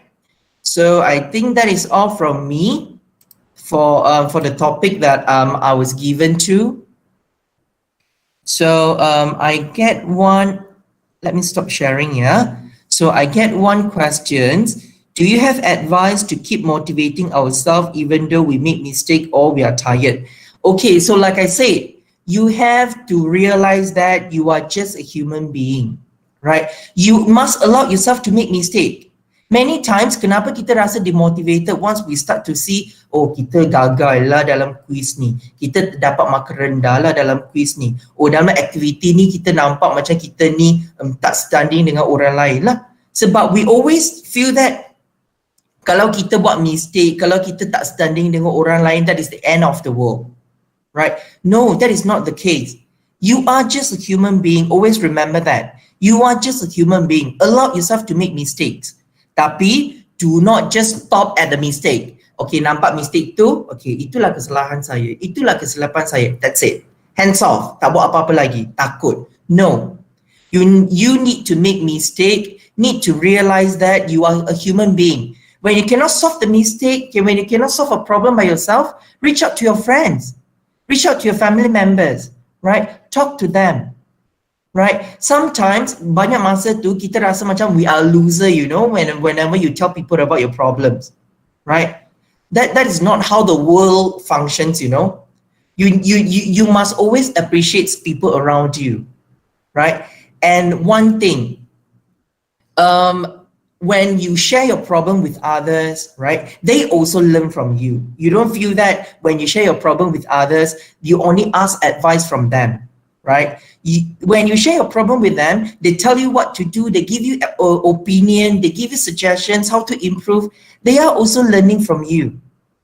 So it's a mutual punya process tau. So it is not that, oh kalau I bagi tahu masalah kawan I kan, I nampak macam loser. No. Many times, trust me, that is what my friend told me, right? Whenever we use, you remember like I told you, so during my first degree, so everything was squeezed into 3 years. So the whole batch was like culture shock. So we always have group punya discussion, bukan setakat discuss pasal academic. We talk about our problems, we talk about our internal punya issues, we talk about our motivations. So sometimes I talk about my problem with my friends. And then my friends told me, oh, dulu mereka panggil I Wibun. Wibun, it's good lah you share your problem. Sebab kita pun belajar. Kita pun belajar. When we give opinion to you, when we give suggestion to you, kita pun sedar. Oh, rupa-rupanya, I pun ada keupayaan untuk menolong orang, and these are the things that can help me in the future. Mereka pun belajar juga daripada masalah kita. So the same thing, when our friends tell us problem, kita jangan rasa macam, alah, aku ni tak pandai lah, aku ni tak boleh lah nak membantu. No. You have to realize when you help your friends, listening to your friends punya problem, bagi advice, you are also learning from their problem. So it's a mutual punya process. Okay, so you have to acknowledge that one. And then the second question, do you have tips how to approach a friend yang kurang bagi commitment in a group? Right, so I think that happens to almost everybody, including me right now, right? Including me right now.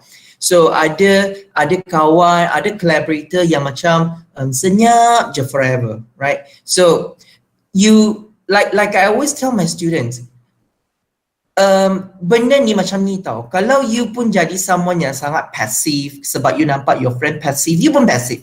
Buat apa aku nak ambil langkah pertama, kan? Kenapa aku nak tolong dia? So you do, the thing is we always have pre-assumption about orang tau. Like kalau kawan tu pasif, mesti dia tu malas, mesti dia tu tak nak cooperate, mesti dia tu tak nak bagi apa-apa cadangan, mesti dia tu selfish. Kita dah mula ada mindset macam tu. But the real in real life, do we really know kawan tu kenapa dia tak commit? Right? So for example, recently I pun ada seorang student yang very passive dalam group. Kawan dia tanya dia tak jawab. Kawan dia message dia pun tak jawab. Then I minta kawan dia try to approach dia, and then I sendiri pun approach dia. Then only we realise kenapa kawan tu tak jawab. Sebab internet dekat rumah dia tak aktif. And then dia selalu dapat message probably 2 days or 3 days after that. And then message yang banyak sangat yang masuk, so dia tak sempat pun nak jawab. So the thing is, we must take first step. Kalau orang lain yang sangat pasif, you must be the one yang take the baby steps. Right? Approach orang tu, tanya masalah dia apa, right? And then how can you help macam tu? Ataupun ada tak benda-benda yang dia tak faham pasal assignment, so that it can work together. Right? Kebanyakan masa kenapa kita refuse to help, sebab kita ada pre-assumption pasal orang tu. Pasal dia malas lah, dia tak ada nilai kerjasama lah, dia tak nak contribute lah, dia setakat nak markah kita je lah. Unless you really know, you dah tanya dengan kawan tu, you dah cuba nak berbantu, tapi kawan tu still dengan sikap macam tu, then you need to reach up to a higher level. Pensyarah, class rep, right? Ataupun senior, kalau you tahu any senior yang dirapat tu, kan, you can talk to that senior, minta tolong. Kalau tak, minta pensyarah. Doktor, dia tak berapa aktif lah, boleh tak doktor tolong kami kontak kawan tu, sebab kami dah tanya, adalah mula-mula tu dijawab, tapi lepas tu dia terus tak response. I believe lecturers are more than happy to help. Kalau nampak you ada inisiatif untuk tolong kawan lain. Right? And then ada juga soalan, as a leader, we can make mistake in decisions and we know our mistake affect others too. How do we respond to this towards our teammates, and like how should we act after we make the mistake towards, okay. So basically the thing that we usually, I think it's common untuk everyone make mistake, tapi something yang not common is what, you know, something yang not common is untuk everyone admit that they make mistake and apologize to others. You know, like when you make the major thing, kenapa when you make mistake and the mistake roll on, you know, like keep rolling on and on, semakin besar, last jadi satu snowball yang boleh collapse the whole groups. Simply because orang yang make mistake ataupun siapa-siapa yang make mistake tu tak nak apologize, tak nak acknowledge that you are also a human being. You can make mistake, and from the mistake you will learn and you will become a better person. Right? Ataupun dia tahu dia buat silap, kita tahu kita buat silap, tapi mulut kita ni macam simpan banyak emas tahu, tak nak buka. Like tak nak bagi tahu kawan-kawan lain, okay group member, I'm so sorry in making the decision that makes our group yang tak berapa nampak excellent this time. So I'm so sorry about that, and I hope all of you can forgive me. And kalau you rasa I'm not a good leader this time, probably I also need to learn, and maybe someone yang lebih baik tu boleh gantikan I in the next assignment, so that I can also learn from you. Trust me, kalau kawan dengar macam benda-benda macam ni dan kawan you masih marah lagi, kawan tu memang ada some internal problem yang kita kena membantu dia jugalah, dan kita dah meminta maafkan dan kita pun dah apologize, right? So I think the main key things is kita tak senang nak mengaku salah dan meminta maaf, right? And eventually that is the last straw ataupun benda terakhir yang akan menjadikan kumpulan kita gagal, right? So as a leader, you need to know that when you make mistake, you need to apologize. You need to admit that that is your mistake and apologize to the other team members. Right? And I believe me, mereka tak akanlah nak tukar you kalau you someone yang boleh tahu dia buat silap dan sanggup minta maaf, sebab orang akan percaya orang tu akan improve in the coming time, kan, kalau given a second opportunity, right? So I believe these are the things that we know how to do and we can do it. The only thing is kita selalu lupa yang kita ni manusia biasa dan kita tak nak mengaku kalah, tak nak mengaku salah dan tak nak minta maaf. Right? So the conclusion of my sharing this morning is self-discipline and perseverance is not something yang kita senang nak buat dan kita setakat fikir okay ada disiplin diri, ada perseverance ataupun bernekat untuk nak berubah, nak menjadi baik tu terus kita boleh jadi baik. No. Benda tu kalau setakat you simpan dalam otak, dia akan kekal dalam otak saja. You kena walk the talk. Orang kata walk the talk ataupun jadikan your plan into actions. Then only you akan jadi seorang yang sangat berdisiplin dan sangat bernekatlah untuk menjadi seorang yang lebih baik. Right? So anything else yang kita nak bincang ke? Alright. Okay, thank you Dr. Yhoc. So kalau ada yes, sangat banyak lah sebenarnya tadi apa yang kita jawab 3 soalan dan apa yang Dr. Yhoc share sendiri pun sangat memberi semangat balik kepada kita semua and insyaAllah dapat membantu and kita keep on improving and yes, this is a very long journey yang mungkin masa belajar ni lagi betul after belajar dan banyak lagi cabaran di luar sana, challenges yang kita akan tempuh and hopefully we will do our best in everything that we done lah. So itulah and yes, very great sharing. Semua lah tak kisah semua speaker hari ni semua saya sendiri sangat enjoy lah dengan apa sharing yang diberikan. Alright, so sebenarnya kita dah terlebih masa sebenarnya and minta maaf juga kepada semua. So mungkin sebelum kita mengakhiri slot-slot kita, kalau ada yang lain mungkin ada nak bertanyakan soalan kepada speaker yang lain, Dr. Mar ataupun dengan Dr. Wan Afiq, and boleh boleh terus kontak dengan mereka and ataupun kalau nak tanya boleh sampaikan kepada exco. Okay, sebab masa dah agak limited dan sekarang. Alright, so sebelum saya mengakhiri dan sebab ini kita nak minta peserta-peserta untuk kita buka kamera, kita nak ada sesi bergambar sebentar dan kita nak sesi bergambar bersama dengan tetamu jemputan kita pada hari ini. Okay, semua boleh buka kamera?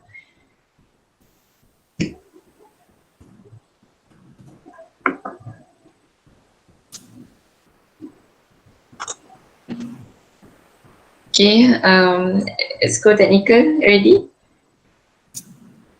Alright.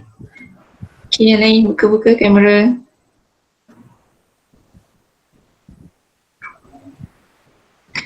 Okay, it's okay ready? Alright, so 1, 2, 3. Okay, 1, 2, 3. Ambillah 2, 3 shot. Alright, okay. Okay, so okay ke? Technical dah dapat? Okay, so dengan berakhirnya sesi bergambar tadi, maka berakhirlah kita punya forum pada majlis pagi ni. Jadi saya merakamkan ribuan terima kasih kepada semua speaker-speaker kita yang memang sangat hebat dan atas kesudian lah untuk meluangkan sedikit masa dan berkongsikan pengalaman dan tips mungkin kepada kami semua dan sama-sama terima kasih lagi sekali kerana dapat menjayakan program kita, program Youth Online Convention kita pada pagi ini. Jadi saya mewakili pihak penganjur dan menyusun 10 jari dan mohon ampun atas kekurangan sepanjang slot ini berlangsung dan terima kasih kepada semua yang menyertai, yang bersama-sama sangat aktif pada pagi ini dan kita akan tutuplah kita punya tangguh dulu kita punya slot pada pagi ini. Okay, saya akhir dengan sedikit pantun dan kalau ada semua dilakukan boleh saya menumpang mandi. Kalau ada umur yang panjang boleh kita berjumpa lagi. Okay, Assalamualaikum warahmatullahi wabarakatuh semua and saya serah balik kepada MC.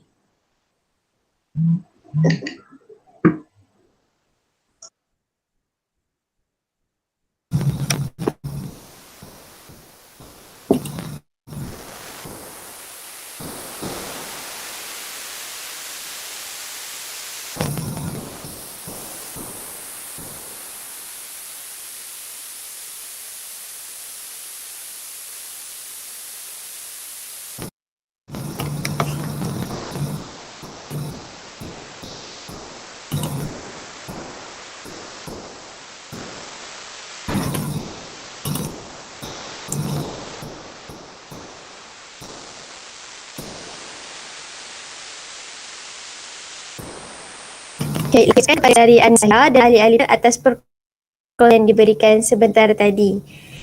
Diharapnya segala perkongsian tadi dapat memberikan manfaat kepada para peserta. Baik.